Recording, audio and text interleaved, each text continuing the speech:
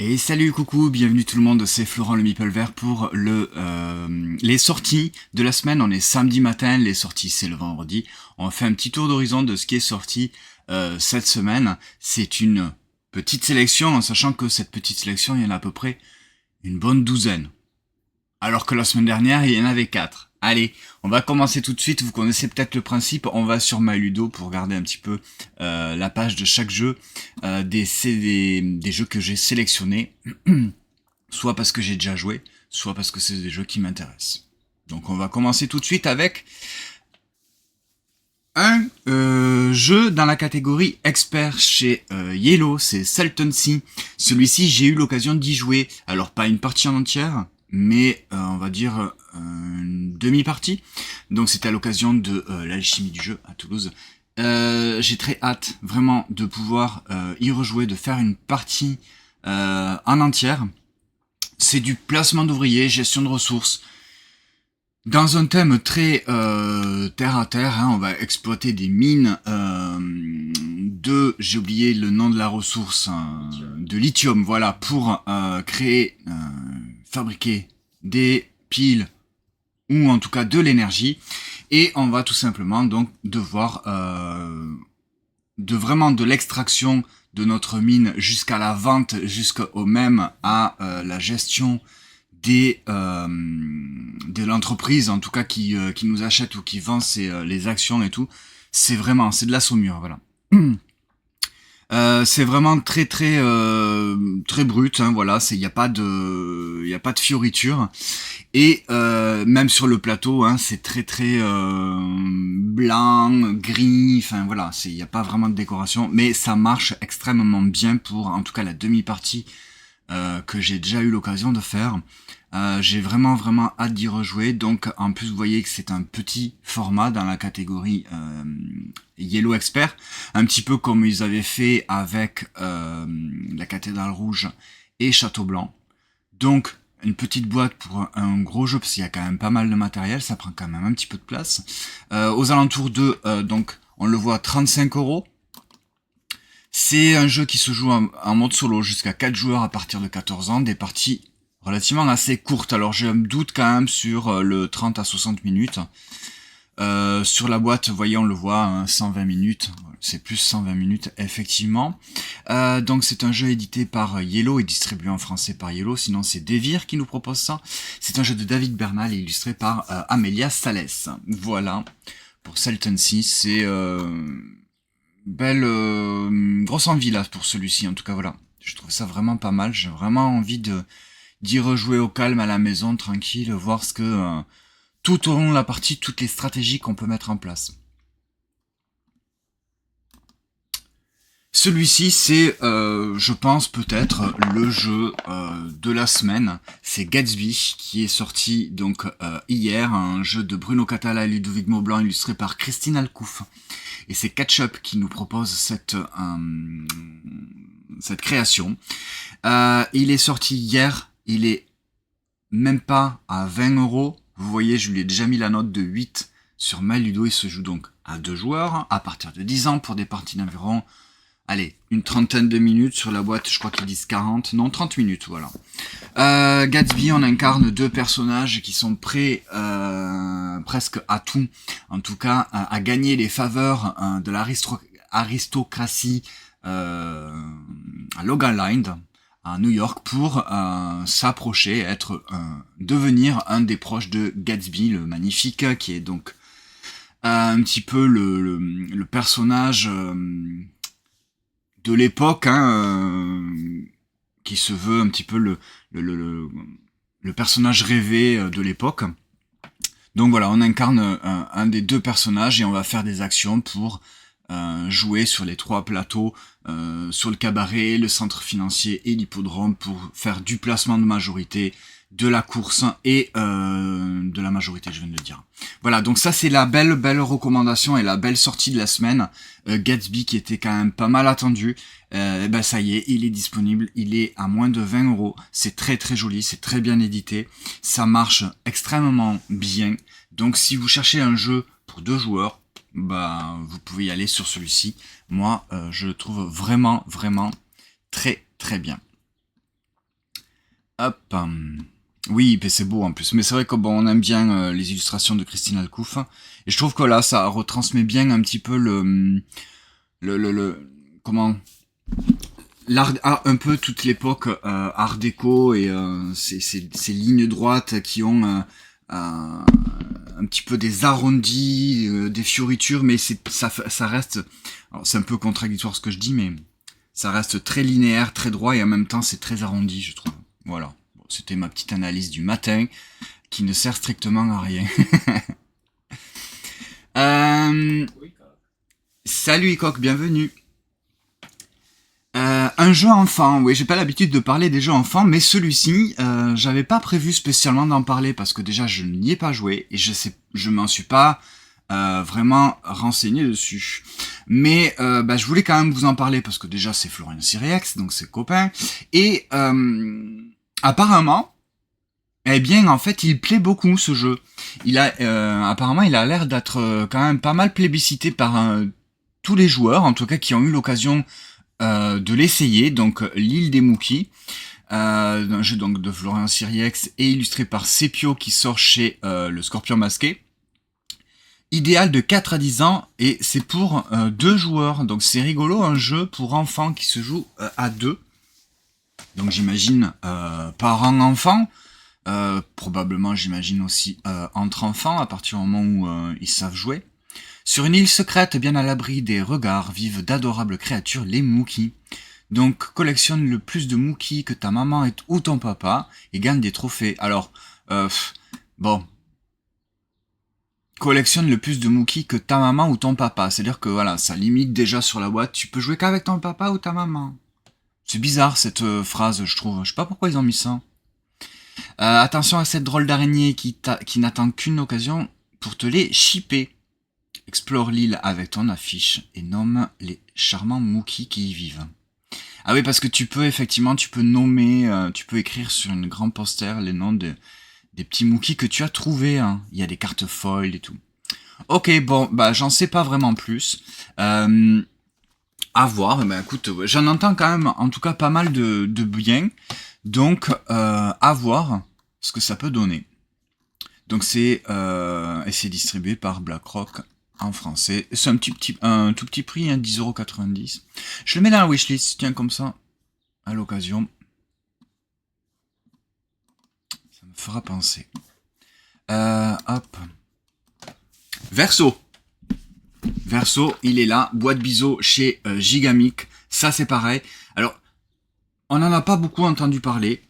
Il n'y a pas eu de grosse com dessus, mais en tout cas, moi, ça, franchement, de 1 à 6 joueurs, à partir de 8 ans pour des parties d'environ, même pas 20 minutes, hein. En 5 minutes, tu peux faire une partie presque. Mais sauf que tu vas les enchaîner, tu vas en faire plusieurs. Eh bien, Verso, c'est un excellent jeu, effectivement, d'ambiance où tu t'assois autour de la table et chaque joueur va tout simplement piocher une carte. Soit il la garde la face visible qui était présente, soit il va la retourner pour essayer de faire des collections. Ces collections, c'est des suites de valeurs de cartes de la même couleur pour marquer des points tout simplement. Il y a pas mal d'interactions parce que si tu valides une collection une suite de la même couleur, tes adversaires directement adjacents vont devoir retourner une carte de la couleur que toi tu as validée, et forcément de l'autre côté de la carte, le verso de la carte, c'est une autre valeur et une autre couleur, et tu n'as pas le droit d'avoir 2 fois la même carte devant toi, donc il est possible que ça l'arrange, ou pas du tout. Voilà. Je vais pas rentrer non plus dans les détails, mais en tout cas, voilà, ça c'est pareil, une chouette recommandation si vous avez envie de jouer à un jeu qui se joue jusqu'à 6, qui est quand même très simple, très accessible, assez rapide en fait, on n'attend pas vraiment à notre tour, et ça marche très très bien. Moi j'ai beaucoup aimé ce jeu que j'avais découvert à l'Alchimie, donc ça y est, il est dispo, il est aux alentours d'une 15aine d'euros. C'est un jeu de Alexis Allard et Joanne Dufour, illustré par Zongo, et c'est distribué, édité par Gigamic. Voilà pour Verso, ça, moi celui-ci, j'ai trouvé ça vraiment très très bien.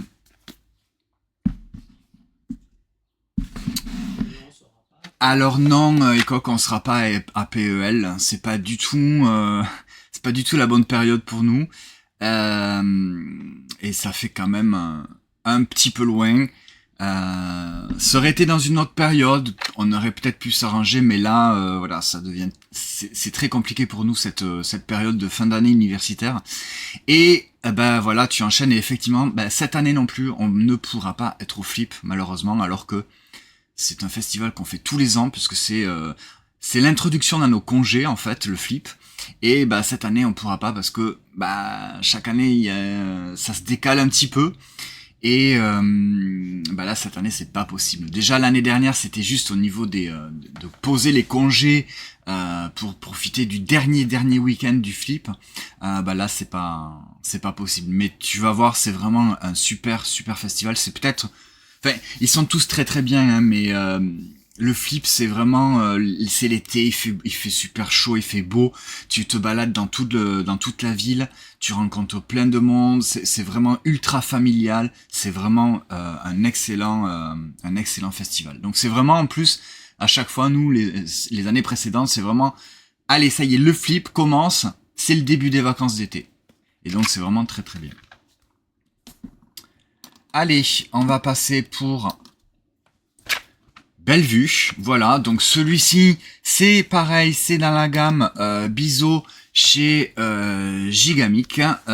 C'est un jeu de draft, clairement, dans lequel nous allons tenter donc de construire les façades des bâtiments à Bellevue, qui est un quartier de Amsterdam avec du draft. On va commencer par le rez-de-chaussée qui est souvent, enfin dans le jeu en tout cas, qui est un commerce. Ensuite, on va poser des cartes les unes par-dessus les autres et on va terminer avec un toit. Ces cartes-là, les façades, celles qui sont au centre entre le commerce et le toit, ce sont tout simplement, il va y avoir des symboles dessus. La carte de commerce et la carte de toit vont avoir des objectifs et des points si on atteint ces objectifs. Ces objectifs, c'est très simple, c'est soit avoir tant de chats dessinés dans les symboles, soit avoir tant de mouettes, soit pas du tout avoir de drapeau, ou avoir un certain nombre ou plus de fleurs, etc. Je crois qu'il y a 4 types de symboles, hein, les chats, les oiseaux, les drapeaux et les fleurs. Et il y a également des fois des objectifs de hauteur, etc. Bon, alors je vous le dis moi clairement, celui-ci, je vous l'ai déjà dit, je suis un petit peu passé à côté. Ça marche plutôt pas mal. Je sais que il plaît quand même, mais moi en fait, bah j'aime pas le draft et donc c'est pas une mécanique qui m'amuse vraiment. Donc je suis peut-être un petit peu passé à côté. Vous voyez, on le voit sur MyLudo, je lui ai mis qu'un 5. Voilà, c'est mon avis. C'est en fait tout simplement parce que je suis pas du tout fan du draft. C'est pas une mécanique qui me plaît. Il se joue de 2 à 5 joueurs à partir de 8 ans, des parties d'environ 20 minutes. C'est un jeu de Zach Wextra et illustré par Jason Gamber. C'est toujours Gigamic qui édite et qui distribue. En français.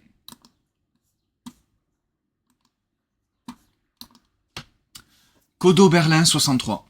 Ça, c'est un jeu donc qui se joue exclusivement à 2 joueurs. Alors à partir de 14 ans, des parties d'environ 20 minutes. J'ai fait que 2 parties à l'Alchimie, encore une fois, à Toulouse. Alors moi j'ai adoré. Malheureusement, Anto, il est un petit peu moins enthousiaste que moi sur ce jeu-là. Donc c'est vraiment dommage. On l'a pas. Mais du coup je pense pas qu'on l'achète puisque Anto il est un petit peu plus mitigé, mais en tout cas voilà, moi j'ai vraiment envie d'y rejouer. Kodo Berlin 63, c'est un jeu donc d'affrontement à 2 joueurs, mais par plateau interposé, c'est-à-dire que ça va être un espèce de mélange d'échecs, de jeux de bluff et de personnages avec des pouvoirs. Le but, c'est tout simplement trouver le chef de son adversaire avec des déplacements de personnages. Alors peut-être qu'on pourra le voir mieux sur la photo, voilà. Donc il y a un joueur qui incarne les bleus, un autre joueur qui incarne les rouges. On voit que par exemple, si je suis le joueur bleu, eh bien je vois donc mes personnages qui sont en jeu. Forcément, je ne vois pas les personnages de mon adversaire. Et tout simplement, le but, c'est de faire des déplacements.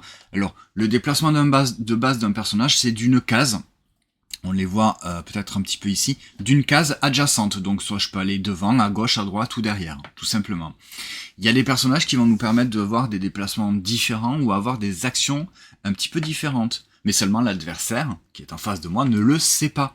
Je peux très bien dire, ah bien, ce personnage-là, c'est tel personnage, et il a tel pouvoir. Et je me déplace, par exemple, je dis n'importe quoi, mais je me déplace, je sais qu'il y en a un qui se déplace en diagonale. Donc je me déplace, hop, en diagonale. J'ai pas le droit, normalement. Mais j'ai le droit, puisque je dis que ce personnage, il fait cette action. Là, à ce moment-là, ben, mon adversaire a le choix de soit dire, ok, je te crois, pas de problème, à moi, maintenant je fais ça. Et il peut dire également, non, je pense que tu mens, ce personnage, c'est pas ce personnage que tu viens de m'indiquer, il n'a pas le droit de faire ça. À ce moment-là, on révèle le personnage. Si c'est pas le bon personnage, eh ben il dégage, hein, en fait, il se fait éliminer. Par contre, si c'est le bon personnage, c'est ton adversaire qui va perdre un de ses personnages de sa réserve.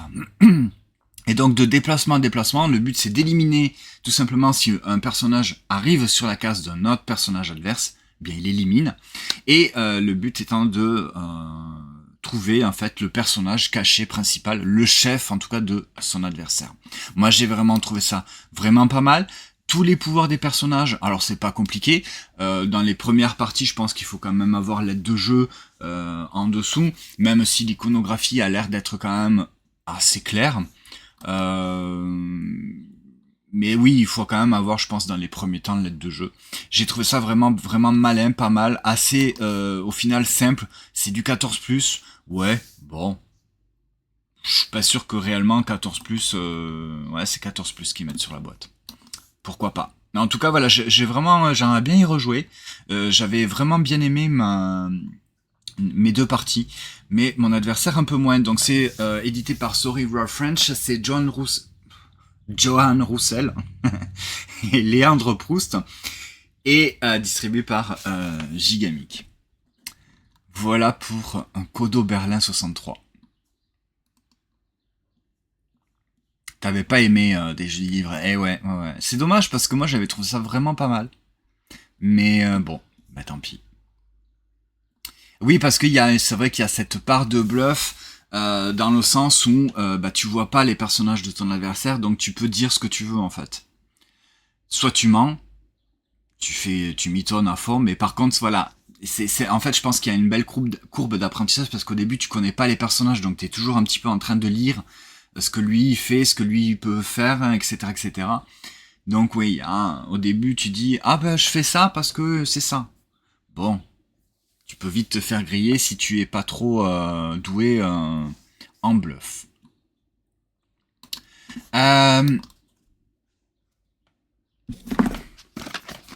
Ravel, ça y est, il est sorti dans les gammes de ces boîtes-là de Imp chez Impatience Game. C'est un jeu de Daniel McKinley et illustré par Christine Alcouf.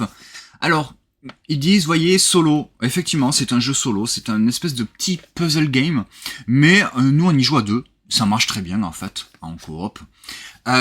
C'est un espèce de puzzle game. En tout cas, on va essayer de résoudre ces dommages qu'il n'y ait pas du tout de photo. Voyons si je me mets sur un site. Ah bah il n'y est même pas. Bon.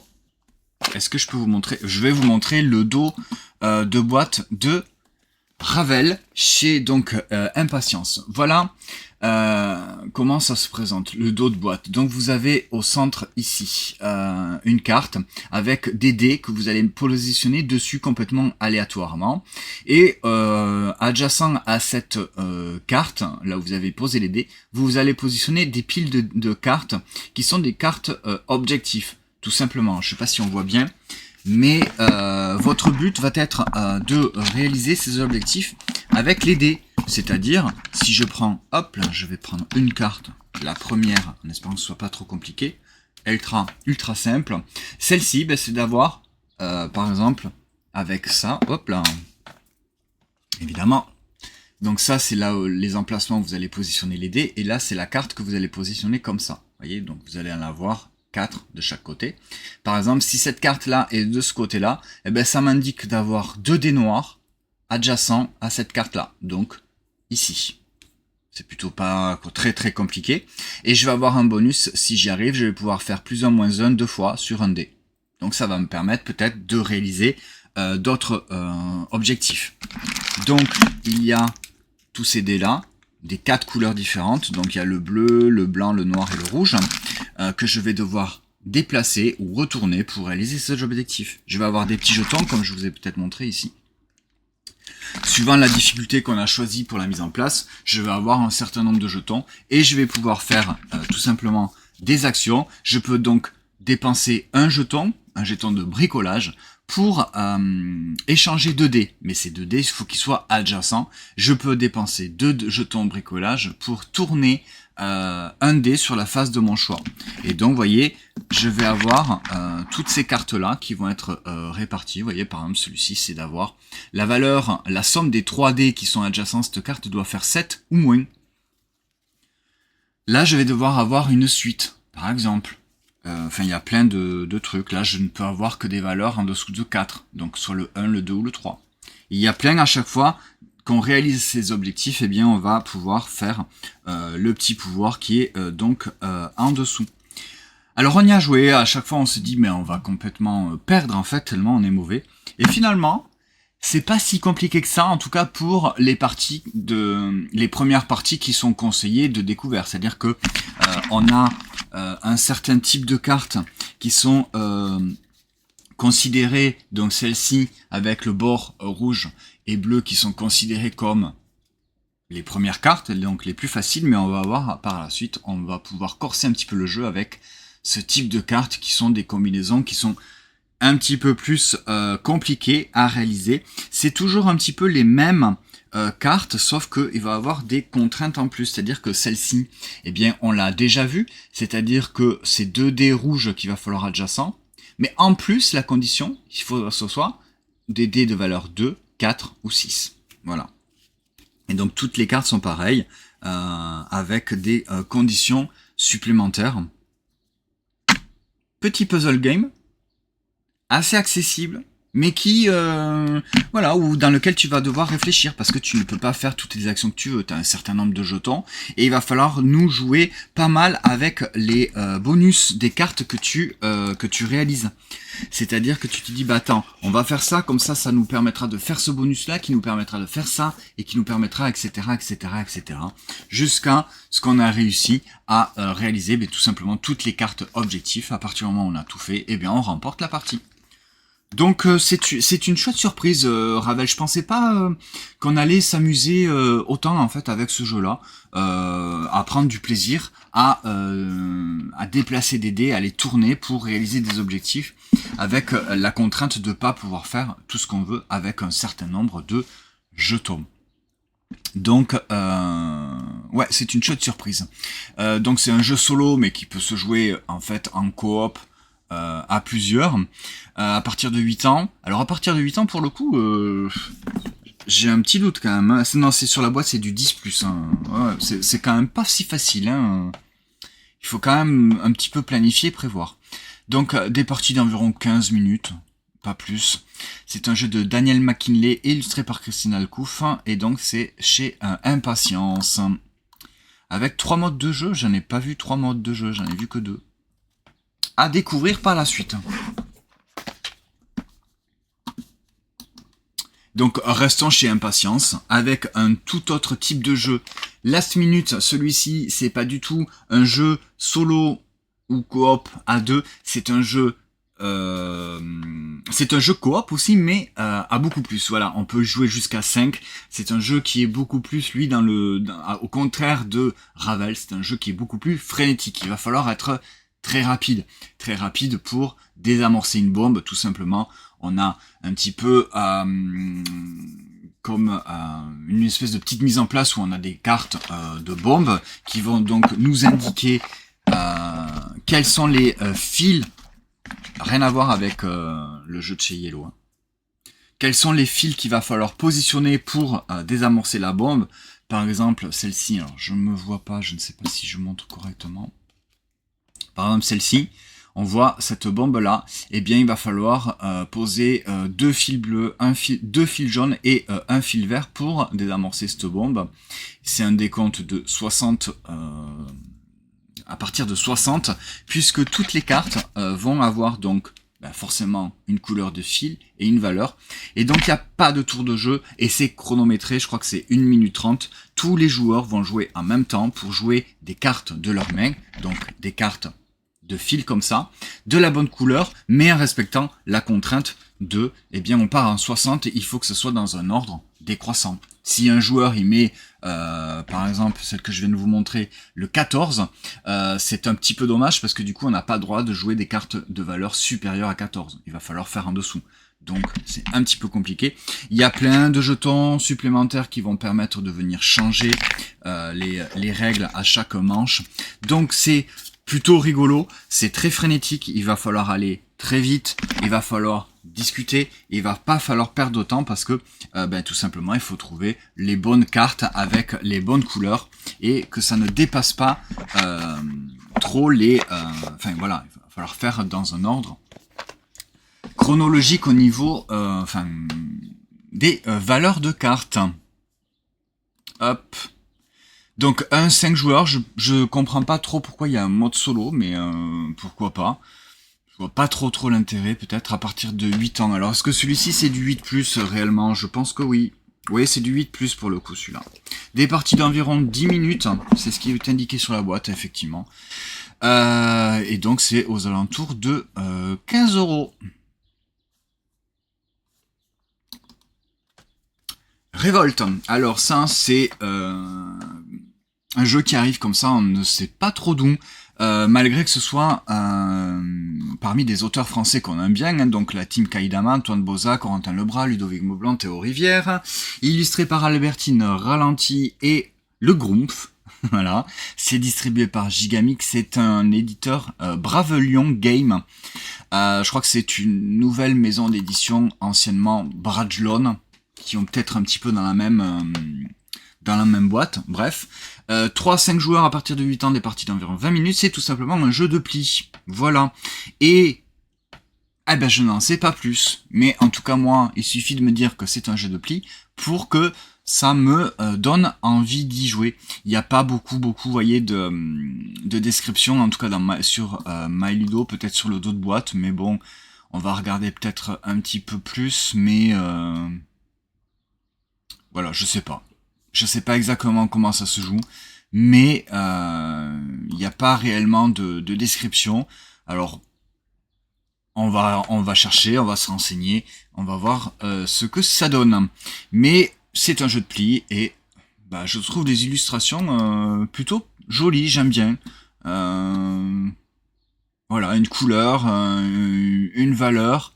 Alors il y a des symboles, est-ce que c'est le symbole par rapport à la famille ou est-ce que c'est des symboles qui vont avoir des pouvoirs? On ne sait pas. Mais ça me donne plutôt pas mal envie de le découvrir. Et salut Sanae Shrimp, bienvenue. J'espère que tu vas bien. On est en train de parler de jeux de société. Des sorties de la semaine, donc tous les jeux qui sont sortis, enfin tous les jeux, non, une petite sélection des jeux qui soit m'intéressent, soit que j'ai à la maison et que j'ai joué, pour vous en parler, faire un petit tour rapidement des sorties. On est sur MyLudo, effectivement. Du coup hop là, voilà. Donc on vient de parler de Révolte, ce jeu de pli. Bon, par contre c'est un jeu de pli pas forcément, mais en tout cas celui-ci se joue réellement à partir de 3. Un jeu de pli c'est souvent mieux à partir de 3, effectivement. Quoiqu'il y a des jeux de pli qui fonctionnent très bien à 2 aussi. Alors, là on va passer chez Borderline Edition pour le jeu Playball. Il est ici, c'est un jeu aussi à 2 joueurs, on n'est pas dans un jeu de pli, mais on est dans un jeu abstrait de déplacement, donc les échecs, les dames, on est dans cette gamme-là, mais en beaucoup plus simple, beaucoup plus immédiat, et beaucoup plus accessible, donc 2 joueurs, 20 minutes de partie, à partir de 7 ans, donc on peut y jouer direct. C'est un jeu abstrait dans lequel les joueurs vont s'affronter tout simplement pour faire des déplacements avec les jetons, et bien tout simplement de leur couleur, qui vont permettre donc de récupérer le ballon. Hein, voilà, c'est le petit jeton qui est noir. Donc le mettre sur un de nos jetons et l'amener tout simplement dans le camp adverse. La thématique, on va dire que c'est du foot futuriste. Voilà, bon. Mais tout simplement, c'est du déplacement de jetons et on va essayer de déplacer nos jetons avec le ballon sur un de nos jetons dans le camp adverse. Par exemple, je suis le joueur qui joue la couleur rose. Eh bien, je vais devoir l'amener sur un des 3 emplacements de la couleur bleu ou vert. Je ne sais pas exactement c'est quoi cette couleur. De l'autre côté, donc, du plateau, en faisant donc des déplacements, en faisant des passes également, parce que on peut passer le ballon, le cube noir d'un de nos jetons à un autre, sous condition effectivement qu'il soit dans la même ligne, etc., etc. Donc c'est un petit jeu abstrait, tout malin, tout simple, c'est vraiment pas prise de tête, mais qui va un petit peu, ouais, un petit peu comme comparé aux dames, ou dans en tout cas dans toute cette gamme de jeux abstraits, même si celui-ci reste quand même relativement très simple, mais vous savez, donc tous les jeux de la gamme Cosmo Ludo que j'aime beaucoup, de ces jeux abstraits de déplacement de jetons, de calculer si je me mets là je vais pouvoir faire ça, mais lui il va pouvoir faire ça, etc., etc. Donc ça marche plutôt pas mal. Les couleurs sont assez vives avec le plateau blanc et très clair, et c'est très visuel je trouve aussi en plus. Un jeu abstrait, voilà, donc un jeu abstrait c'est ça, c'est des jeux qui n'ont pas réellement de thématique, un petit peu comme les dames ou les échecs. Tu déplaces, tu fais des déplacements de jetons pour tout simplement arriver à l'autre bout du plateau ou réaliser un objectif, tout simplement. Hop. Alors celui-ci, 20 balles pour ça, il est là. Ça, si vous avez envie d'un jeu pour passer une soirée, début de soirée ou fin de soirée, entre potes, ou vous êtes un petit peu, comment dire, bref, je vais pas le dire, mais ou même en famille, hein, de toute façon ça marche aussi très bien en famille, ou vous avez envie de tchatcher, si vous êtes entre potes ou en famille, et que vous êtes un beau parleur, etc., ben, ce jeu il est fait pour vous, parce que 20 balles pour ça, vous allez vraiment, moi je le trouve excellent, on s'est beaucoup amusé. Vous allez devoir vendre, en tout cas c'est pas vraiment vendre, mais vous allez donner une histoire à un objet, c'est-à-dire que je vais vous montrer, on va faire un exemple en direct, vous allez voir que c'est vraiment des trucs extrêmement cons, mais extrêmement drôles. C'est vraiment, ça marche très très bien. Vous avez tout un tas de cartes comme ça. Voyons, attends, hop là, je vais me mettre ici. Un rouge à lèvres, c'est vraiment le hasard. Vous avez tout un tas de cartes comme ça avec des objets, c'est recto verso, etc., etc. Donc là, ben, par exemple, je prends au hasard mon rouge à lèvres, puis je vais avoir tout un tas en plus, je fais attention parce qu'elle glisse pas mal, tout un tas de cartes comme ça, qui ont donc des descriptifs, tout simplement. Donc je vais en choisir 2, au hasard, pareil. Donc je vais me retrouver avec un rouge à lèvres contrefait, mais qui vibre. Voilà mon objet. Et à partir de ce moment-là, eh bien tout simplement, je vais devoir vous vendre, enfin pas vraiment vendre, mais moi j'ai envie de vous le présenter comme ça, mais voilà, j'ai cet objet, ce rouge à lèvres contrefait qui vibre. Eh bien, je vais commencer à vous expliquer qu'est-ce que c'est que ce rouge à lèvres contrefait qui vibre. Je vais tout simplement vous dire. Et bien donc effectivement, voilà, ce rouge à lèvres, c'est la nouvelle technologie de chez Chanel. C'est-à-dire qu'en fait, vous avez à l'intérieur du tube de rouge à lèvres, vous avez un tout petit système de vibration. C'est-à-dire que quand vous passez ce rouge à lèvres là, ce petit système de vibration qui se déclenche automatiquement dès que ça ressent en tout cas une petite pression, il va y avoir cette petite vibration qui va vraiment permettre de avoir ce rouge à lèvres qui va se mettre correctement sur les lèvres et bénéficier d'avoir d'une couleur extrême voilà, sur les lèvres avec une tenue extra longue durée. Voilà. Mais oui, c'est contrefait, mais seulement comme j'ai envie de pas vous dire que c'est une contrefaçon, puisque je vais essayer de vous arnaquer. C'est pas le but du jeu du tout, hein. Mais voilà, là le fait que ce soit avec le truc contrefait, eh bien je ne vais pas vous le dire. Voilà, tout simplement. Et à ce moment-là, une fois que je vous ai un petit peu fait l'article de cet objet, tous les joueurs vont avoir une plaquette comme ça, et chacun va, avec un stylo, faire une estimation du prix, tout simplement. À quel prix vous pensez que ce rouge à lèvres qui vibre peut être vendu? Donc tous les joueurs vont marquer une valeur, etc., etc. Et une fois que tout le monde a fait ça, eh bien on va mettre les estimations dans l'ordre croissant. C'est-à-dire que tous les joueurs vont avoir mis leur truc comme ça, on va tous les exposer en ligne. Et là, on va tout simplement attribuer les points, tout simplement celui qui a mis le prix le plus cher et celui qui a mis le prix le moins cher, eh bien, ils dégagent, ils n'auront pas de points. Ensuite, on va se retrouver avec les deux, encore à chaque fois, extrémités, eh bien, ils vont marquer un point. Donc, on va tout simplement colorier une étoile. Puis on va se retrouver avec probablement un seul joueur, c'est celui qui a mis le prix médian, en tout cas, bien lui il va marquer 2 étoiles, tout simplement, etc.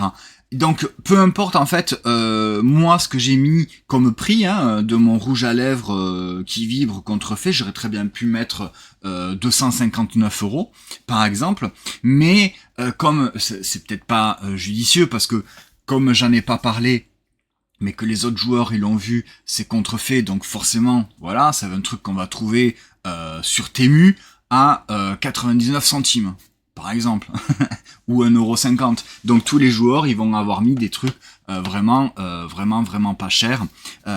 Donc moi, forcément, si je mets 250 €, eh bien je vais être éliminé de suite. Donc il va falloir trouver un petit peu le juste milieu à ce prix-là. Donc voilà, il y a plein d'objets. C'est vraiment très drôle. Si voilà, par exemple, je vais en prendre. Ah ben ça c'est pas mal ça. Regarde. Là je prends au hasard. Hein. Donc j'ai une moto. Mais alors vraiment pas mal parce que en plus cette moto elle est antidérapante. Donc vraiment typiquement là c'est le top de l'évolution. On est vraiment sur un truc parfait.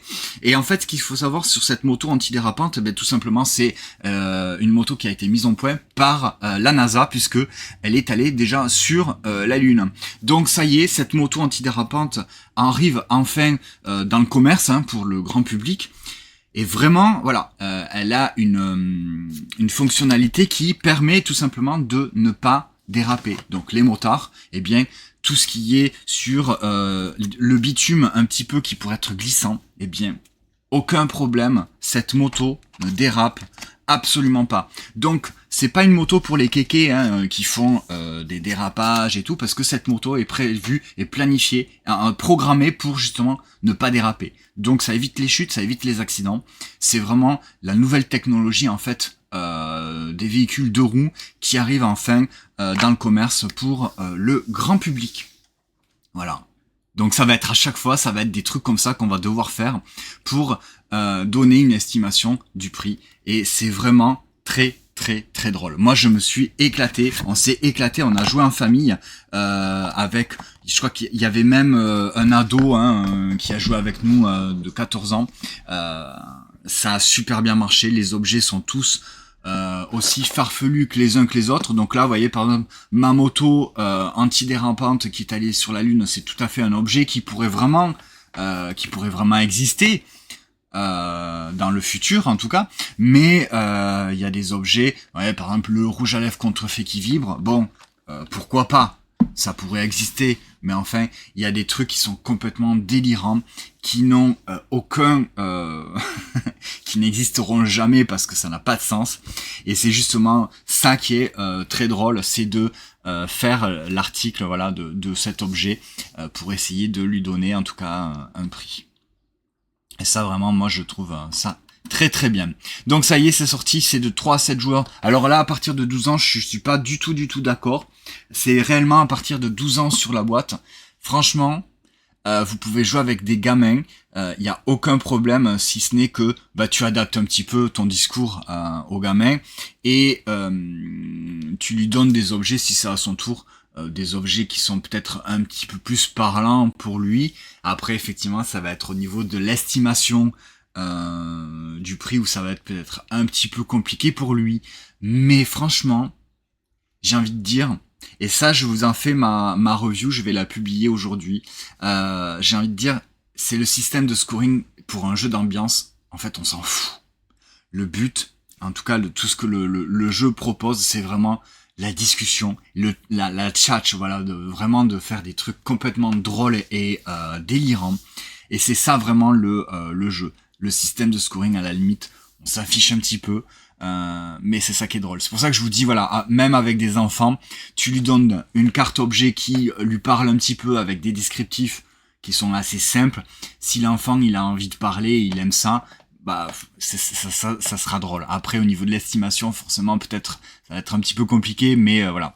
Et alors ce qui est drôle, c'est que le jeu il est pas vraiment, en fait il est même pas à 20 balles parce que là c'est 20 balles sur MyLudo, mais si on regarde sur les sites de vente, par exemple si on va sur n'importe quel site, alors évidemment ça ne fonctionne pas comme d'habitude, voilà, il est à 19,90 et sur MyLudo il est encore moins cher, il est à 17,90. Donc voilà, ça c'est pareil, c'est une belle recommandation de la semaine pour les jeux d'ambiance, un jeu très drôle, complètement déluré, et moi je trouve ça que ça fonctionne tellement bien, je trouve ce jeu génial. Oui, alors effectivement, c'est... Pourquoi délurer? Ça n'existe pas comme mot? Délirant, bref. Oui, alors c'est bien, effectivement, il y a ce système de scoring, t'as envie de marquer des points, mais c'est... Enfin, pour moi, en tout cas, c'est pas ce qui m'intéresse le plus. Effectivement, si tu te retrouves à marquer 0 points, bon, c'est pas grave. Et si t'as 2 points, c'est mieux, mais c'est pour moi, voilà... Un jeu d'ambiance, le système de scoring et marquer des points, c'est pas ce qu'il y a de plus important. Et alors attends, parce que du coup, hop là, 20 balles pour ça, donc qui est sorti en moins de 20 euros. C'est un jeu donc chez Blue Orange, un jeu de Mads Emil Christensen et illustré par Olivier Grossman et Simon Douchy. Donc chez Blue Orange, et on va rester chez Blue Orange avec la nouvelle édition de King Domino. Et oui, je l'avais pas en fait, et voilà, j'ai profité de la nouvelle édition de King Domino, l'édition 2025, pour avoir mon King Domino. C'est un grand classique que Blue Orange réédite. Donc évidemment c'est toujours par Bruno Catala et illustré par Pauline Détraz. C'est Blue Orange.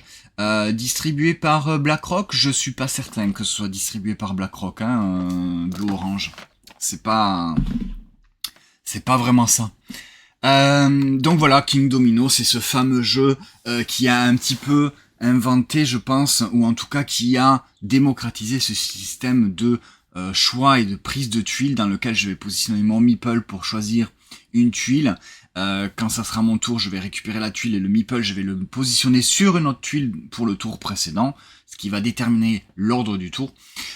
Et cette tuile-là, je vais la positionner dans mon domaine, tout simplement, pour construire des adjacences de type de forêt, des types de terrains avec les forêts, les champs, les lacs, les montagnes, les cavernes, etc., etc. La plus grande, toutes les zones vont être comptées avec un multiplicateur, c'est toujours les petites couronnes. Donc, je vais multiplier le nombre de terrains que j'ai dans une même zone adjacente par le nombre de couronnes, ça va être mon scoring, etc., etc. C'est un grand classique, je vais pas non plus vous expliquer plus que ça King Domino. En tout cas, je suis bien content parce que je l'ai découvert il y a pas si longtemps, et j'avais jamais joué à King Domino. J'avais joué avec l'ancienne version et j'avais trouvé ça vraiment pas mal, et là je suis content d'avoir la nouvelle édition. De 4 joueurs à partir de 8 ans, des parties d'environ 15 minutes. C'est un jeu que j'ai proposé avec mes collègues qui ne jouent pas vraiment, et ça a plutôt bien marché déjà. Voilà, donc on a fait le tour de la petite sélection de sorties.